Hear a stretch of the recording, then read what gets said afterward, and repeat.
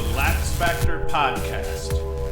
What is up, college lacrosse fans? You're watching episode number 278 of the LaxFactor podcast. I am your host, Ted Hoost, and we are going to dive directly into this and talk immediately about number 2, Johns Hopkins, and number 9, Syracuse.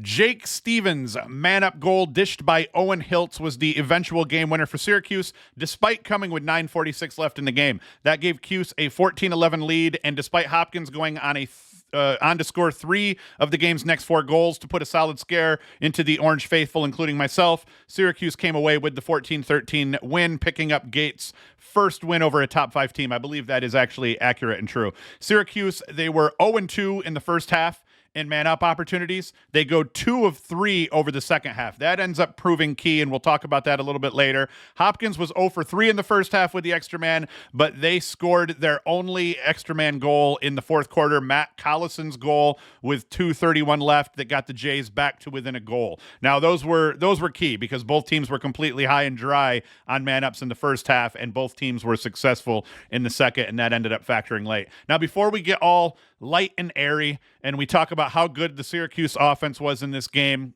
we have to come out and say Mason Cone gets the game ball. Absolutely no question. The kid goes 8 of 25 with 11 ground balls from the dot. Syracuse won 7 of 9 draws over that low-scoring first half. That ended up helping Syracuse keep pace and keep everything close in terms of the outcome of this game. They won 15 of 22 to close out the game, 22 of 31 overall over the course of the entire game. Mullen, even while spelling Cone, he was 6 of 4. So enough cannot be said about the game that Mason Cone had. Enough cannot be said about how well Mullen played in spelling him and how well Mullen's played so far. The turnaround at the faceoff dot is the biggest reason Syracuse was able to win this game. So I just want to get that out there. I'd like to talk about offense. I was an attackman, but the not just Mason Cone, but the overall wing play for Syracuse has been incredible, and that really propelled them, I think, to this victory.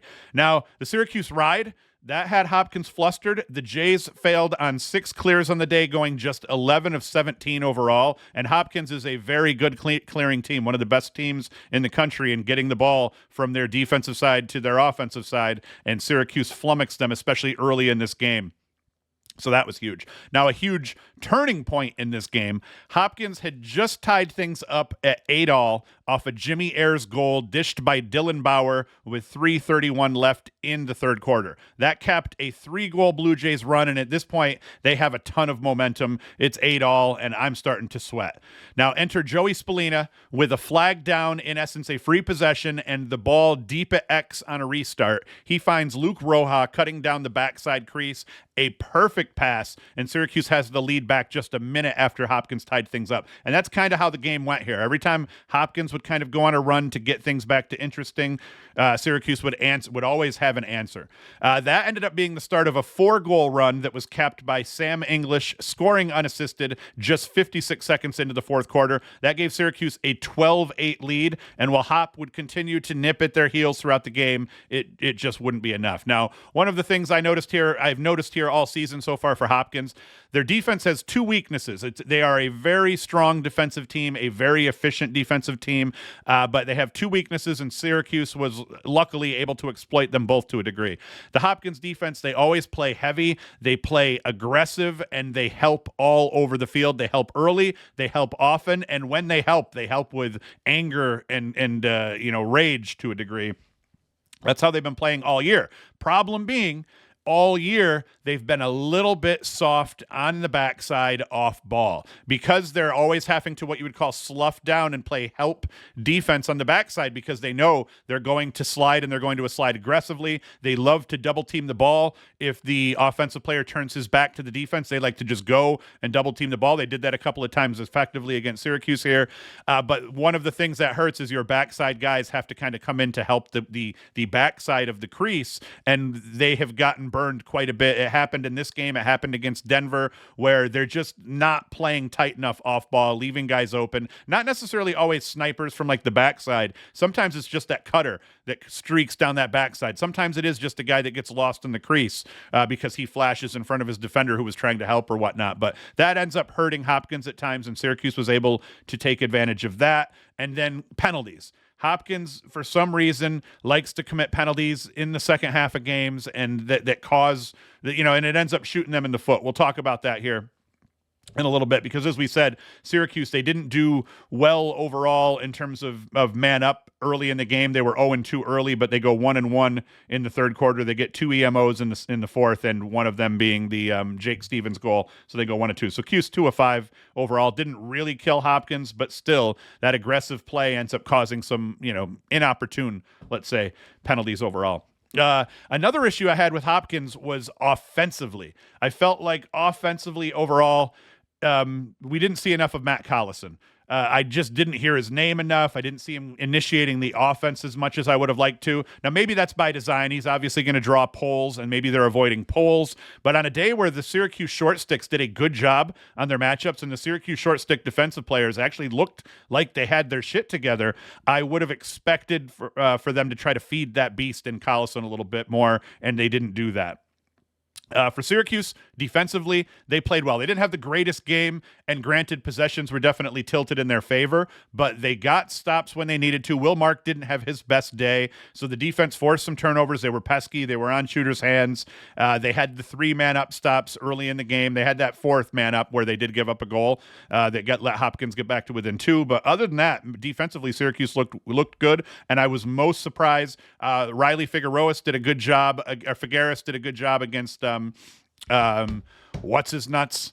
We'll talk about that here in a little bit when we're looking at the stats. I'm just drawing a blank here in the moment. And then, like I said, the short stick defensive midfielders did a good job. If we look statistically at what happened here, as we go through Hopkins stats, let's see. Jacob Angelus. Oh my gosh, I was drawing a total blank here. But Figueres, I think, did a good job on Angelus. He goes for no goals, 3 helpers, just 1 shot on the day.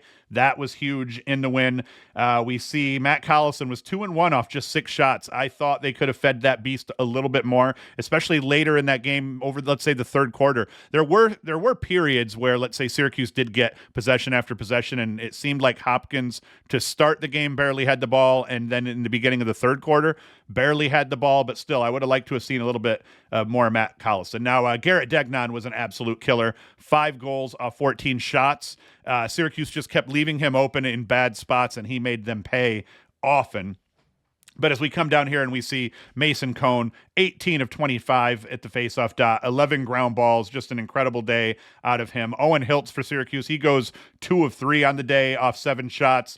We see Joey Spallina on a day where he's being guarded by Smith, one of the better defenders in the country. He goes for 2 goals, 3 helpers, 5 points off 7 shots. 4 turnovers still, but still, I mean, he's taking chances. He's trying to feed dudes, and he got the job done here today.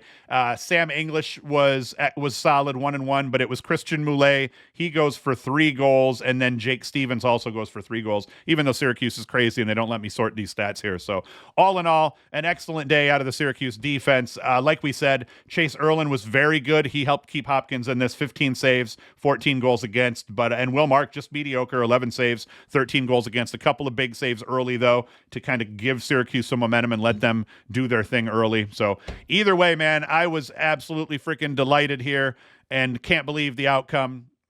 Cuse picks up a top 5 win here. Hopkins is a legitimate contender after beating Virginia last week. Now Syracuse has a win over a team that has played the ACC well. I think Hopkins has another ACC game. I forget against who, maybe North Carolina, maybe Duke or something like that. We'll see.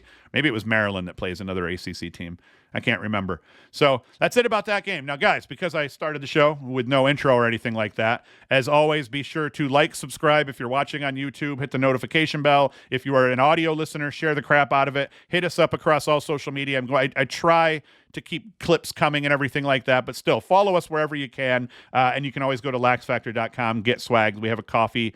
We have a beer glass here. We also have t-shirts. All sorts of stuff that you can take advantage of and make yourself look cool. You can either get the LaxFactor podcast t-shirt. You can get Club Lacrosse All-Star. I can't believe more people haven't bought this t-shirt. It's kind of a sick t-shirt, man. Custom design, Club Lacrosse All-Star. We actually did something similar to this for a client back when we were printing jerseys. I can't believe more people haven't bought that. Buy that freaking shirt. That shirt is dope. support the channel, and that's it. Next game we have to talk about, guys, here. It was number 7 Maryland taking on Brown. Now, Brown, they gave Maryland all they could handle on Saturday, forcing Maryland to come back from behind and eventually win this one in overtime. Maryland has proven to be a very good overtime team. Maryland was down 10-7 early in this game, early in the third, and they needed to battle back. They go on a 5-goal run that you can kind of see here. Right here, from 8:39 in the third, started out by Ryan Syracuse down to Braden Erksa, capping that here. That gave them a 2-goal advantage at this point, and that was really the first time Maryland looked like they had control of this game. So now it's Brown's turn to battle back. They'd score 2 unanswered goals, the second of that run knotting things up at 12s with just 2:41 left in the game. It was Ben Locke from Jack Kelly. Maryland, of course, they're going to come and they're going to answer. Braden Erksa, he scores unassisted with 2:07 left to give the Terps the lead right back. An opportunistic goal. Erksa picked the ball up off the back of the crease on a shot. Theriault goes back there to pick it up. People's goalie cannot pick it up before Erksa does. Erksa just runs up the left, scores, and now we're back to a 1-goal Maryland lead. But Brown was not done. With their backs up against the wall, they're able to get a possession late, thanks to McNaney taking a full field shot that ends up getting saved at the last minute. That gives Brown the possession that they needed to tie things back up. It was Jack Kelly that scored on a dodge on the left alley, just put it out of reach of McNaney, stick side low, excellent shot, and now things are tied up again, and we end up going into overtime. And the sudden death goal was scored by none other than Daniel Maltz. Dylan Maltz, I almost said. Daniel Maltz. Erksa dodged his man kind of up off the left wing. Didn't even really beat him, but sees Maltz with a bit of separation on the high crease. Hits him and crushes Brown's hopes of a top 10 upset. Now, for the Terps, and this was huge in this game, they were without Luke Weirman. He got banged up against Notre Dame. He's week to week, I believe now. They're going to review him on Monday to see if he'll be good for their upcoming game. So Brown was able to win 17 of 30 draws on the day without Weirman being at the dot for Maryland. That third quarter, Brown won all 6 draws. That was a huge haul, because had Brown not won all 6 of those faceoffs, I think Maryland outscored them 3-2 over that third quarter right here. Brown wins all 6 of the draws there. That's able to kind of stifle Maryland's momentum. Now, granted, despite the fact that Brown did that, Maryland still goes on this huge run. So imagine what that run would have looked like over this third quarter stretch had Brown not been dominating the faceoff dot at that point here. So that was huge. And that just prevented Maryland from getting any real legit momentum overall. Now, from a team stats perspective, there's nothing in this game that you would have looked at and you would have been like, holy shit, this is how Brown hung. 2 things that I thought were key here.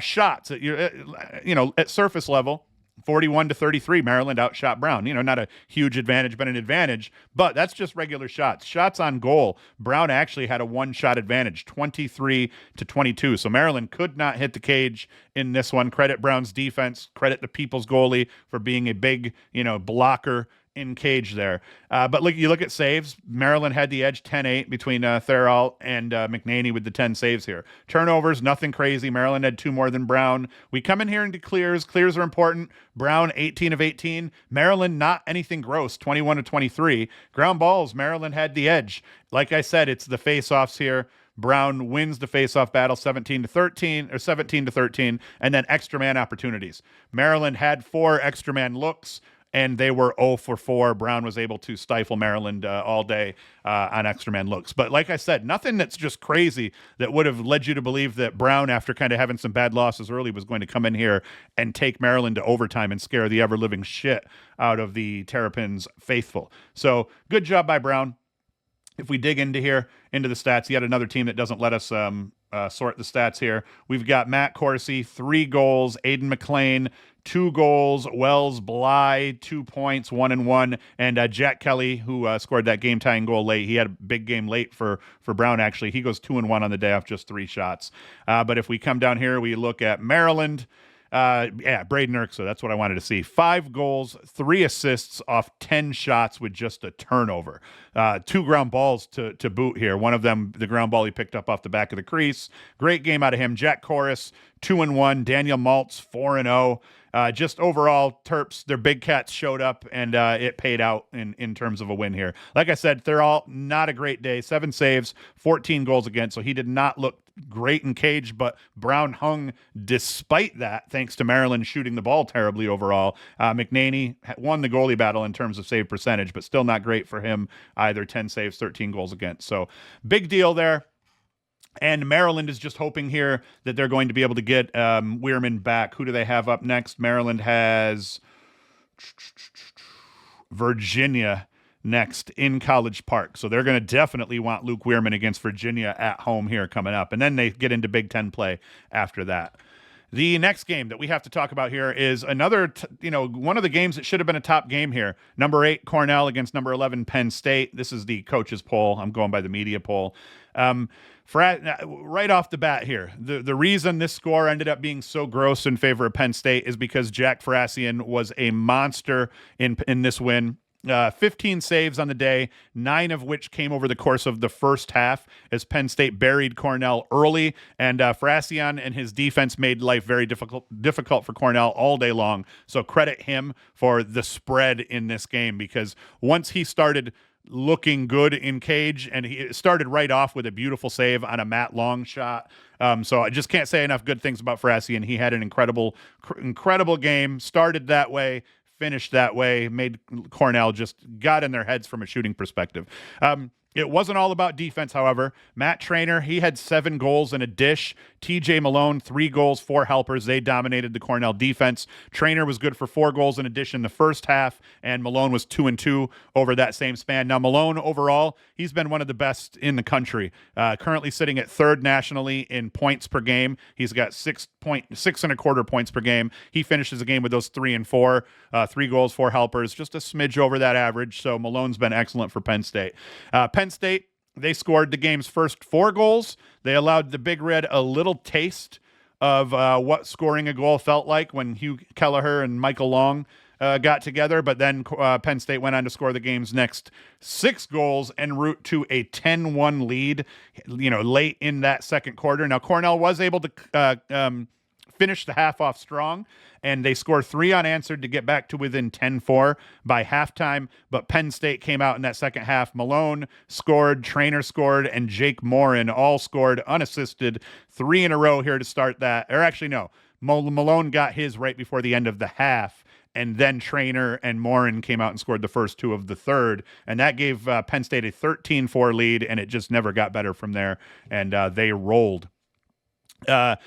Let's see here. And now, overall, we have an answer on what Cornell's defense is going to look like. They lost some talent to graduation. They lose Erlin. They lose an All-American poll. That's not great.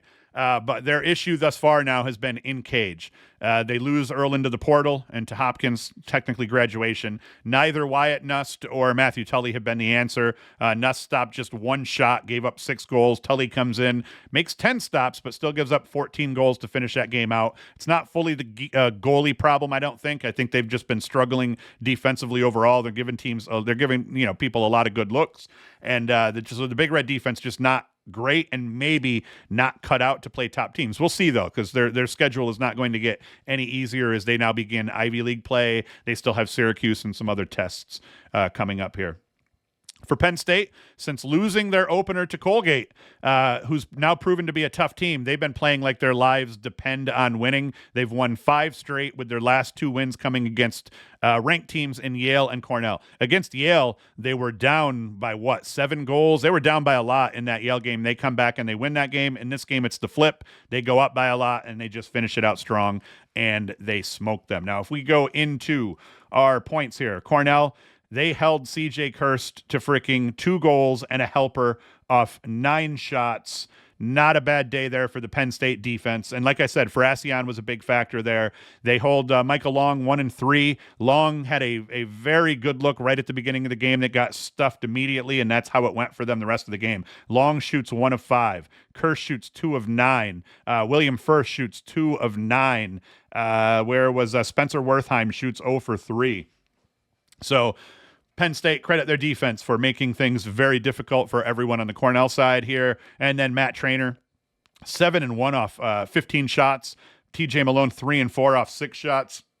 They just played an incredible game here. They get, a bunch of scoring down the roster. Matt Costin, 2 goals.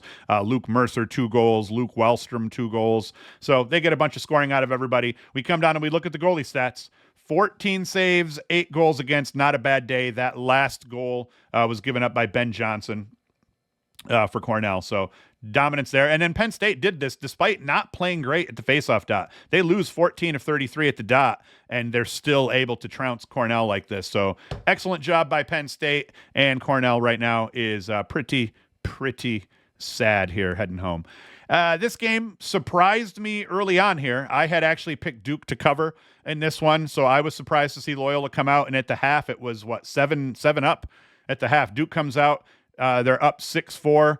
Loyola at the end of the first. Loyola outscores them 3-1 over the course of the second quarter, and it was tied up at 7s going into halftime, but then Duke outscores them 9-3 over the course of the second half en route to that 16-10 win. Overall, it was what you would expect out of Duke in terms of offensive prowess. Josh Zuwada goes for 6 assists on the day, misses on all 6 of his shots, but still 6 dimes. That's nice. Brennan O'Neill 4-1, Dyson Williams 4-0, and then just the usual suspects kind of fill it in here in terms of the box score. Jake Naso was huge, and I was actually surprised that the score was what it was because Naso wins 17 of 25, Duke wins 20 of 30 at the faceoff dot.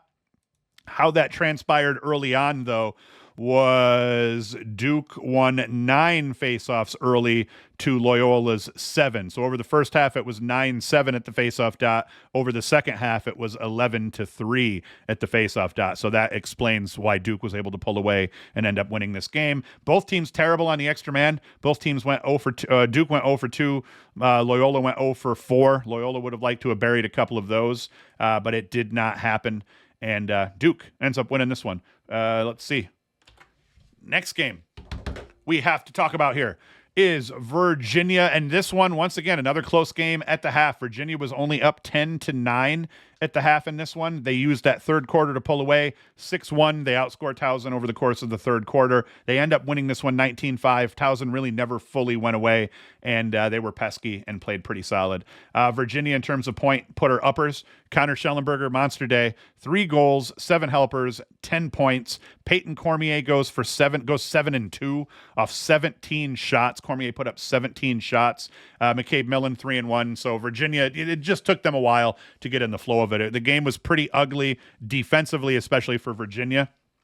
If we come down here and we look at the goalie battle, Noon struggled, 9 saves against 12 goals against. He ends up getting spelled towards the end of the game. Kyle Morris plays a little bit better in terms of save percentage. Luke Downs was solid for Towson. I think he played better, obviously, over the course of the first half. Yeah, Towns was pretty solid through most of it here. So it really just came down to volume, possessions, and Virginia finally pulling their heads out of their asses, which allowed them to pull away and then win this game. Not a lot of great marquee matchups this weekend. Another important game that was played this weekend, Notre Dame and Ohio State. Ohio State impressed me. I thought Notre Dame was going to walk in this one. Notre Dame jumps out to a 3-zip lead. They were up at 1.6-2, and I had this game on the side as I was watching another game. And at this point, I'm like, all right, this is going to go about how I expected it to. But you end up seeing a lot less Notre Dame logos here in the box score. And then you start to see Ohio State, goes on they go on and they score 4 of 5, after Notre Dame took that 6-2 lead. They get it back to within 6-3 by the half. By the end of the third quarter, it's 8-7. Notre Dame, and then Notre Dame in that fourth quarter to start out, they go on that big run. Eric Dobson starts it out. Chris Kavanaugh closes it out. Notre Dame has a 12-7 lead halfway through the fourth that they would not relinquish, and they end up winning this bad boy. Ends up being a Kavanaugh. Kavanaugh ends up having a monster day. Chris Kavanaugh goes for 5 goals, 3 assists off 7 shots. Huge day. Brother Pat 1-3 on the day. Eric Dobson, big-time midfielder, he goes for 2 goals. So it ends up being the Kavanaugh show overall. Ohio State, though, where did Ohio State? Yeah, Ohio State did well at the box. Liam Entenmann, 10 saves, 10 goals against here. Caleb Fyock, not a bad day, 11 saves, 13 goals against. Overall, I was surprised. I thought Ohio State played well defensively. They did well at the faceoff dot to try to keep the possession battle pretty fair here. This is where you would hope that they were going to maybe have a bigger advantage was with Tommy Burke at the faceoff dot. So I actually would say credit Will Lynch and who's the other Hagstrom. Hagstrom only went 0-3, but credit Will Lynch for going 14-24 against a very good Tommy Burke. Had he been able to maybe have a slightly better game, Burke, you could have seen a different outcome here, but that didn't happen. Another game here that we're going to talk about is Penn State, Villanova. Penn against Villanova. Penn kind of jumps out to it here early. I took Penn to cover, and I actually thought it looked like they were going to run away at some point here. Villanova kind of got it started out a little bit early, but Penn ends up taking, a 6-3 lead, and then Villanova ends up scoring three of the next four to get things back to within a goal, and it was just a tit for tat. Villanova would answer, Penn would answer back. Villanova would chirp something else, and then Penn would chirp them back. So it went back and forth overall. Excellent game. I think I did win this one because I think the spread was 3. Although I got to just stop talking about betting. I got to stop betting because I'm the worst sports bettor. Who would have thought I'd be the worst lacrosse bettor that there is? Ben Smith 2-2 for Penn. Griffin Skane 2-1. Luke Denola 2-0. They fill things out in terms of goal scoring. As we said, Penn. I didn't say this yet, but Penn got roasted at the faceoff dot. 5 of 23 they lose, or they only win 5 of 23. So credit to Justin Coppola for Villanova for winning 17-22 on the day, but it didn't matter. Penn was just better overall, a little bit more efficient offensively. Defensively, they were good. And then Emmett Carroll has been a damn monster ball stopper here for Penn. 16 saves, 8 goals against for Emmett Carroll, who has been very good thus far this season. For the Quakers. He wins the goalie battle by a wide margin here, so he kind of erased that face-off deficit for Penn in cage. Excellent job by him. Carolina, I just have to talk about another ACC team here. They play Hofstra. Nothing to see here, folks. They beat Hofstra 21-9. I just want to talk about it so that I can kind of make a mental note of who the hell did what here. Logan McGovern, veteran grad transfer, 3-3. Owen Duffy, the rookie, just the young pimp, goes for 4 goals and 5 assists on the day off 12 shots. A hell of a day out of him. Dewey Egan didn't do anything here overall. So North Carolina absolutely waxed them. And if we come through here, Holy Cross, I felt like they did a pretty solid job early against Army. Army ends up slowly but surely pulling away over the second half. Reese Burke didn't put up any goals, but he goes 0 for in terms of goal scoring, but he puts up 5 assists, so that's pretty huge here. Goalie battle. Not a great day to be a goalie overall. And what'd Coletti do at the faceoff dot? 65%. So credit Holy Cross for kind of hanging, especially early in this game, but Army does eventually pull away and beat them. I saw Bellarmine beat Marquette. Kyle Playstead 2-2. He actually put those points up early. I feel like he had 3 first half points, and then Marquette must have made him go quiet. I moved away from that game, started watching other games, but I saw a couple of Playstead's points. And then Benny O'Rourke, 1 or 2. He wears the 2-2 for Bellarmine. What else do we have here that I want to talk about? NJIT picks up yet another win, and they're now 7-0. They beat up on Lindenwood here. I watched the very beginning of that just because it was one of the games that was on when other games weren't. Boston U ends up edging Bucknell. Albany beats Hobart. And, this was a surprise here. UMass. I thought UMass was going to beat Vermont. They were up early, and Vermont comes back and ends up winning this game. The Caleb Hammett, the Riz King here, was the Jizz King on this day. He goes 6 of 20 at the faceoff dot. That's huge when your top-notch faceoff talent is losing 6 of 20 to a team who lost their top-notch faceoff talent a season before.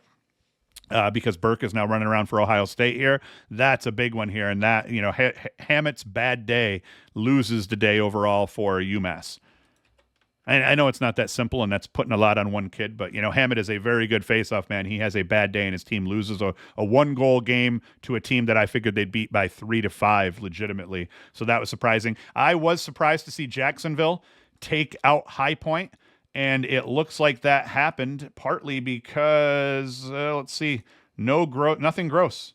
Even Colin Hoban played well in cage here for High Point even. So, they just gut out a big win over High Point.